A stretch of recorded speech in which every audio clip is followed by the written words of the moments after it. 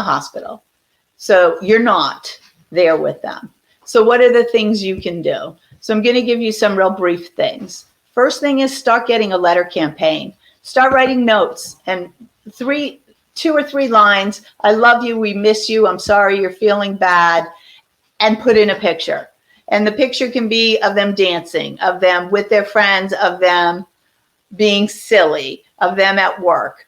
Doesn't matter. And identify it on the back. So by the end of a few days, there's going to be lots of pictures. Okay. And you have, when I say a letter, you want a letter campaign. Have your kids do one, your sister, brother, whatever, friends, so that there's constant reminder that this is not a sick person with this isn't a person with a disability. This is somebody's friend, somebody's mom, somebody's employee, because those are all self-conscious, unconscious things. And the staff, when they come in and out, typically the very first thing on their mind is, let me take their vitals, let me make sure that they're okay. But if they happen to see a picture here or there, right, these are helpful.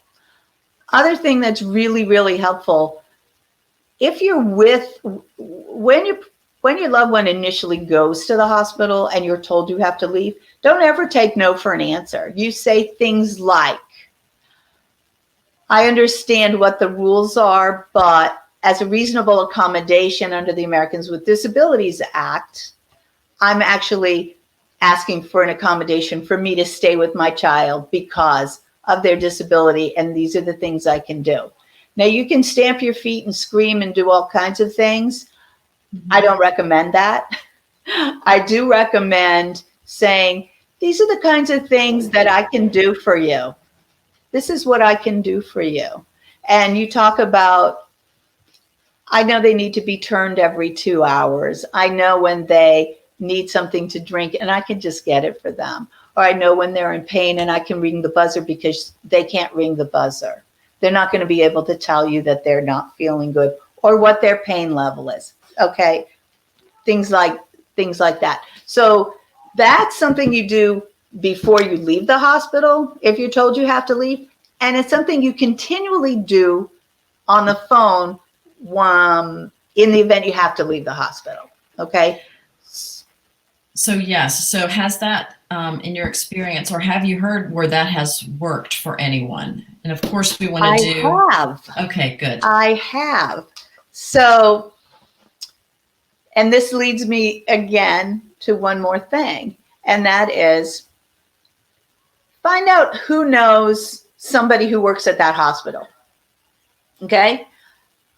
Put it out on your social media, on your neighborhood list. Some people belong to like the neighborhood listservs and whatever. Your colleagues, you tell everybody, you're just trying to find somebody who works at such and such hospital. Okay. And you then make a connection with that person. Doesn't matter where they work. They can work in the cafeteria service. They can work as a nurse. They can be a physician. Doesn't matter. And you make the connection and ask them, would they, if they have any time at all, would it be possible for them to just check in for 2 minutes to see your loved one, to say, I know your mom, I know your dad, I know, whatever. I'm thinking about you. They're so sorry that they're not here. They wanted me to tell you, whatever, right? That also, that's so huge because it does a couple of things. It lets the person that's with your child, who's supporting your child, the nurse, the aides, whoever is coming in and out, the doctors, know that people are watching.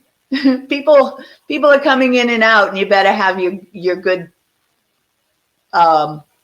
face on when you're supporting, right, my loved one. So the other thing, it makes that connection for you as a person who's not able to see your child or your loved one, and it's also making that great connection with your loved one who now knows my family didn't abandon me. Nobody, that hasn't happened.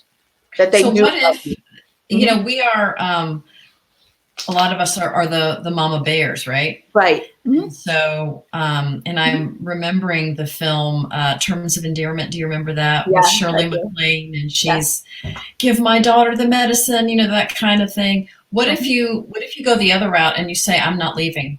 what could potentially happen to you in that regard? You know, So you're I saying haven't you had don't that recommend it. Yeah. conversation. I haven't had Okay. that conversation with somebody. I imagine that they can ask security to help you out, because they're not doing this to be mean, and they're not doing it because they feel that you shouldn't be here. They're doing it for the safety of their staff and also for your loved one and for you. So we want to go the assertive route rather than the aggressive route. That tends to be how I do things anyway. So I can't tell somebody how to. But I think the aggressive way is showing love, compassion, doggedness. You share what your legal rights are under normal circumstances, and you express that this is not a normal circumstance.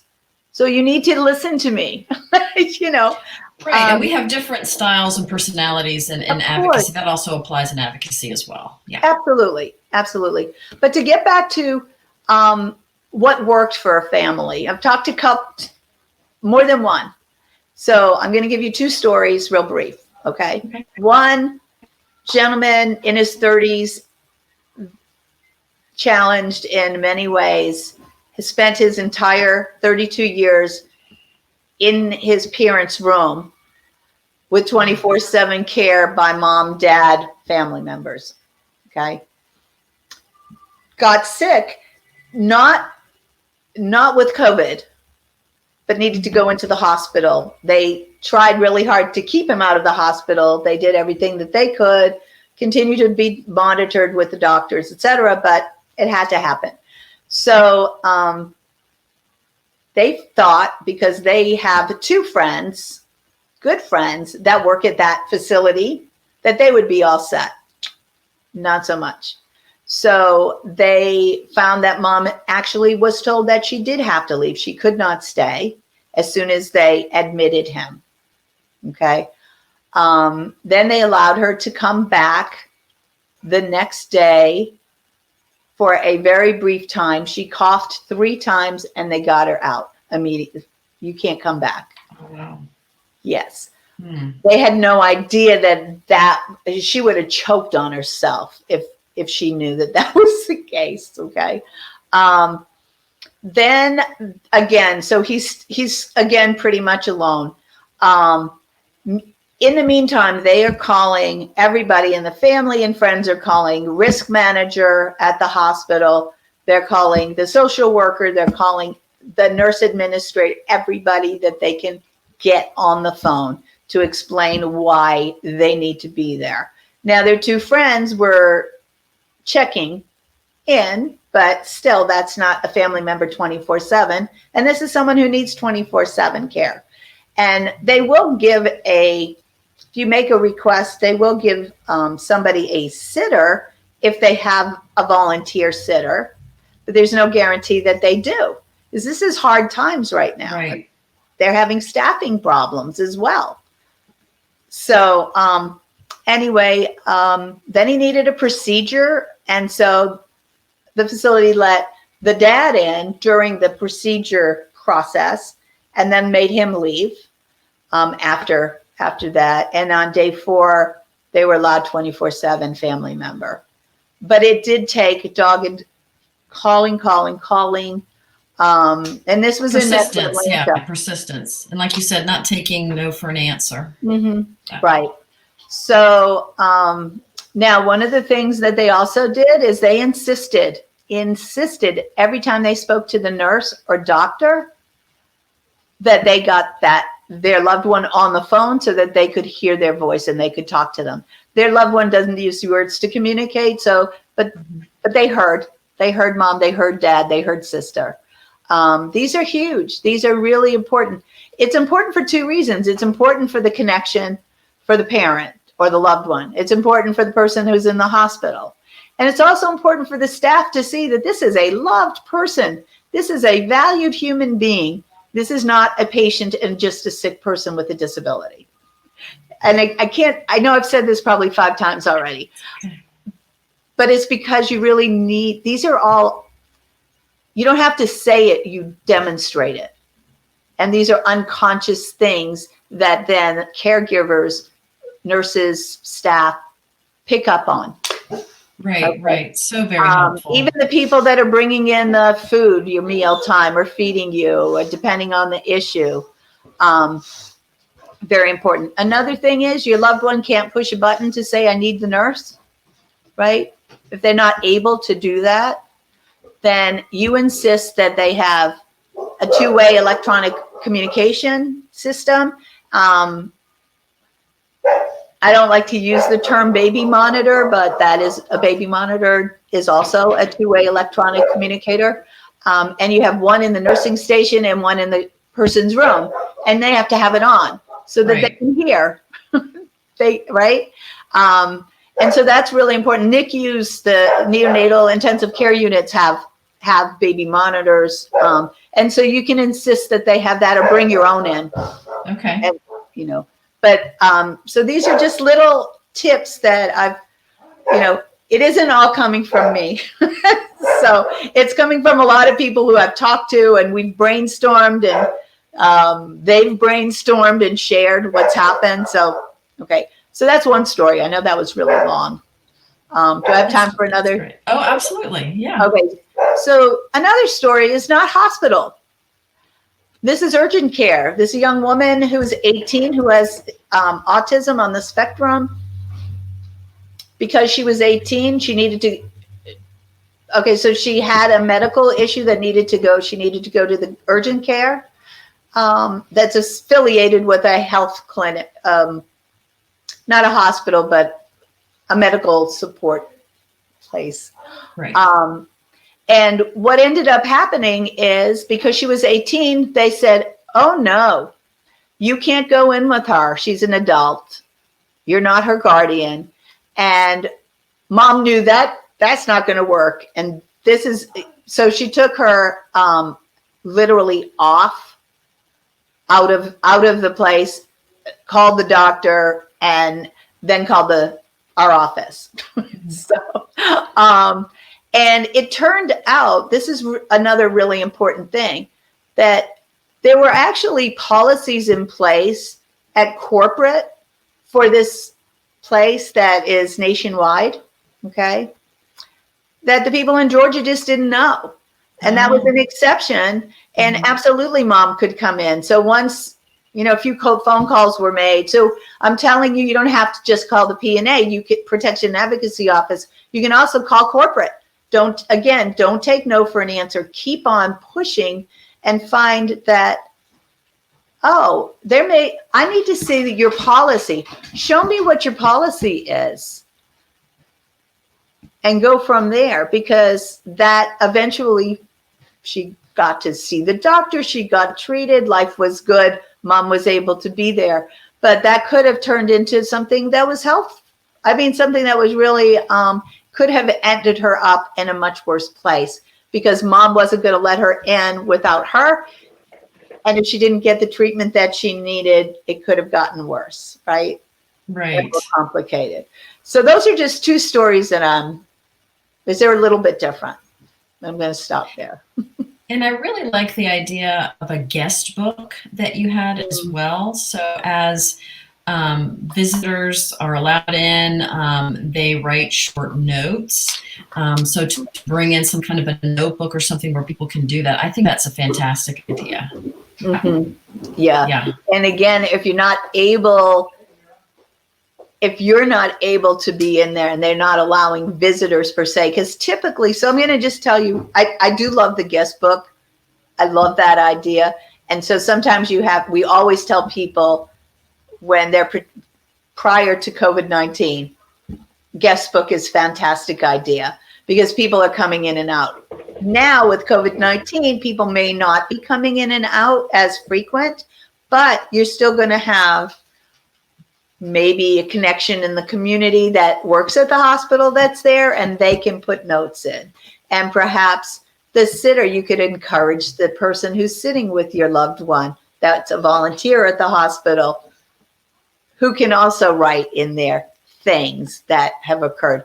You also want in your notes, you want to share things like, they love this music, they love this television show, because they may not be able to communicate those things either because they don't have their, they don't communicate with words, or because they are not feeling well, and that's not the thing on their mind to tell somebody that they don't know, that could you put on the Right. TV for me?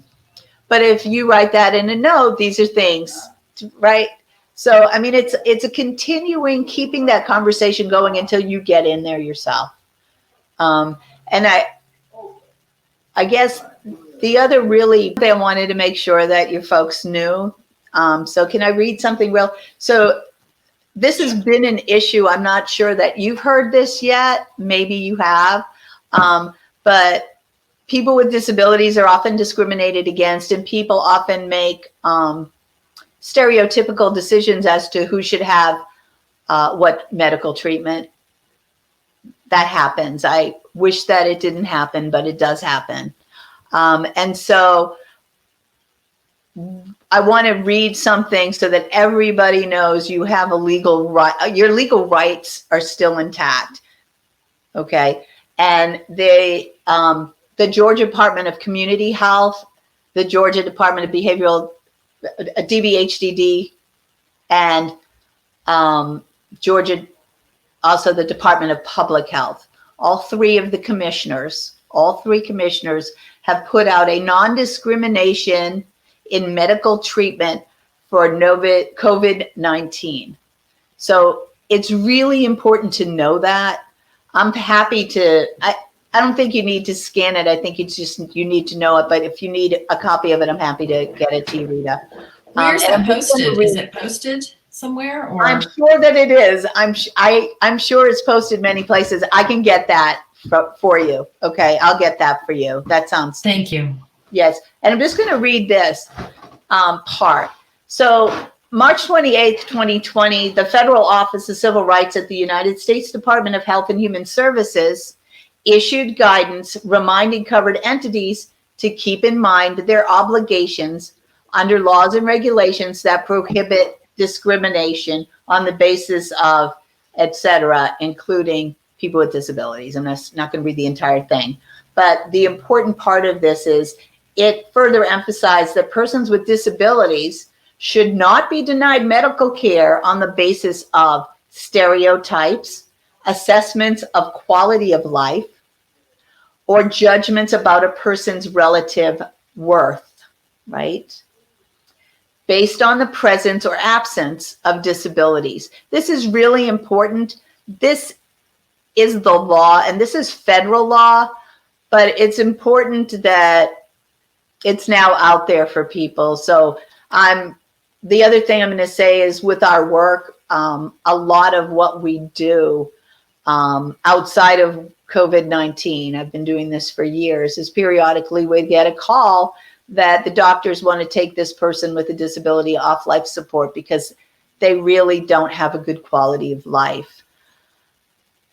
It's still happening. It happens way more often than I want to discuss at this point, but the thing to know is everybody has the same legal rights, and you can't just, the people that should be making decisions like that are the people who know the person.